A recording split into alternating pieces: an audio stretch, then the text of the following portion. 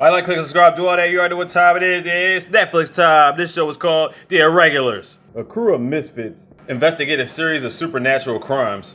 over in Victorian London. And who are they investigating these crimes for? Dr. Watson and his Shadowy associate. Sherlock Holmes.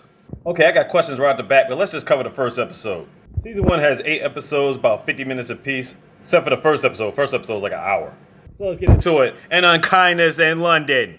So it starts off with this girl named Jessie walking through a dark tunnel. All of a sudden, some strong dust storm blows her back, and now she's in this dark cave. And all these ghostly beings sprint past her. She goes closer, but she sees nothing but a bunch of skeletons. Then this thing with a bird mask pops out from out the rocks and tries to choke her, and then she wakes up from a dream. And this is her sister Bae. You know, she's trying to calm her down right now. So they live in this city, they're pretty poor, and they live in this like dungeon type of setting. Next day, Jessie wakes her sister up. Apparently it's Bee's birthday. Jessie gets her an imaginary gift and tells her it's perfume. Jessie is persistent on getting Bae a boyfriend, but she's like, I ain't got time for that. Apparently there's supposed to be 2 other people that were missing there.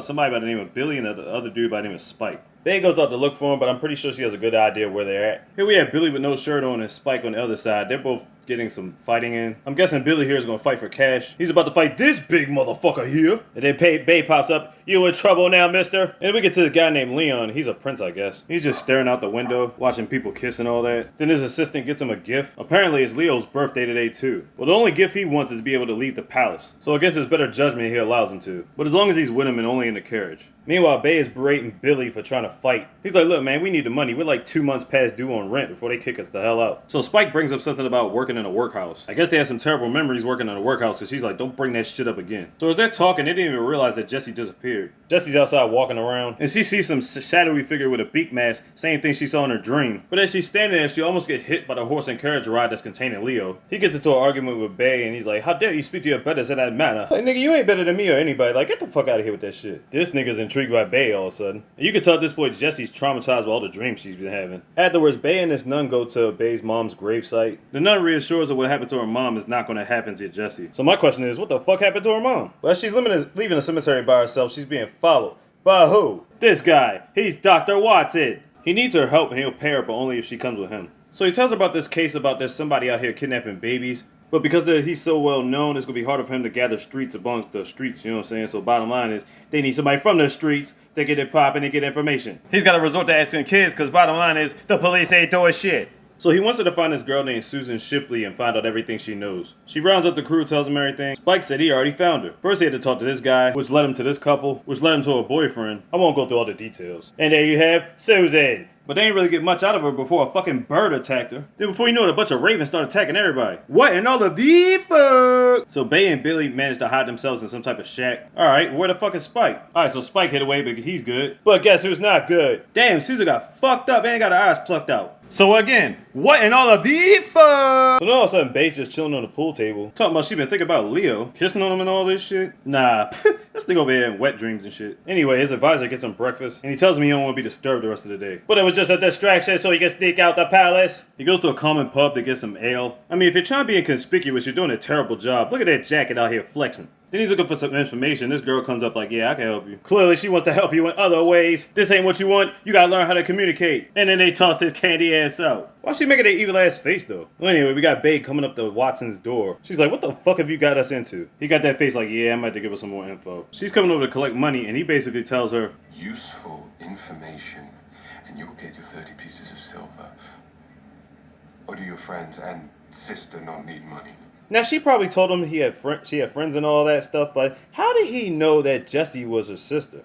She never told him anything. All she told him was that she'll help out with the case. Afterwards, she's reading up on some information, and Jessie meets up with her talking about she's tired of being stuck in a cellar. Well, anyway, Leon's walking around and he sees Bae. He just approaches her out the blue and starts helping her with the case. She doesn't know that he's a prince or a high ranking or anything like that. She's just glad that somebody's helping out with the case. She had one of the feathers from the birds and the conversation just grew from there. Then they all go to the library, get some info. Billy don't trust him. Is he hating? Bae's like, fuck all that, he helping. And Jessie's like, what do you just hate posh people? That's what's going on, Billy? Billy's like, I'm not a racist. Don't put me in a category. Obviously, they're just fucking with him. So he finds out that all these children that were taken were born on the same day. And it's all related to some hospital. So as everybody's about to go investigate, Spike's not trying to go.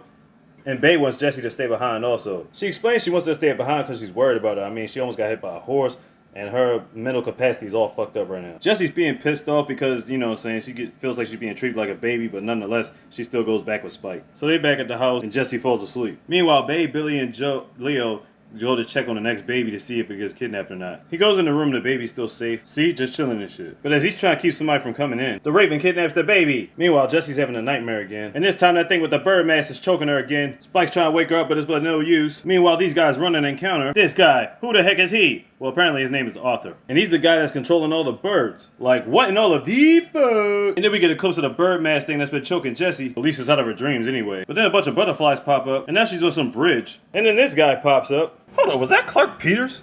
Well, anyway, he's called the Linen Man. And he tells her about the bird man and how he's got to touch his shoulder or something. Because the guy's obtained great power. So it's like he's got to touch his shoulder so he can read his mind or something. Then she wakes up and tells Spike, like, yeah, we got to go meet up with the others. So after some walking around, they go to this spot where they know Arthur's hanging out at. It's like the largest bird aviary or something. Obviously, Leo would know that. And there he is, just standing there on the steps. So he took all these babies trying to find his baby. His baby is dead, but he's not convinced of it. Either that or he just wiped it out of his mind completely. He calls all those birds because niggas is stuck. Somehow Jesse and Spike was able to sneak in there. She sneaks him from behind and touches him, and it takes him back to his past. Back in the hospital on that fateful day, he sees himself with his daughter who's dead as shit. And he just couldn't accept the fact that she's dead. Yeah, all this stuff is starting to come back to him. So then she touches him again, and it takes it back to his workshop where he first got his powers. He was playing with some type of Ouija board or some shit, and power just started resonating all through his body. He didn't know exactly where it came from, but he just had the power to, control birds, I guess. Then after that, he starts apologizing for everything he's ever done. Yeah, that's fine, you apologizing and all that stuff, but bottom line is you still kidnapped babies and you killed that chick Susan. Betty's sorry for leaving Jesse out, they hug and all that. London bells start ringing and Leo takes off. They don't know where he went, but we know he had to go back to the palace. Betty goes back to Watson's door. And all we see is Watson on the ground, but somebody escaped out the window. We don't know who. But early in the episode, he was taking care of somebody, but we didn't see his face or who it was. I'm not going to assume it was Sherlock Holmes, but, He gives her money, but that's not what she's tripping off of. She was like,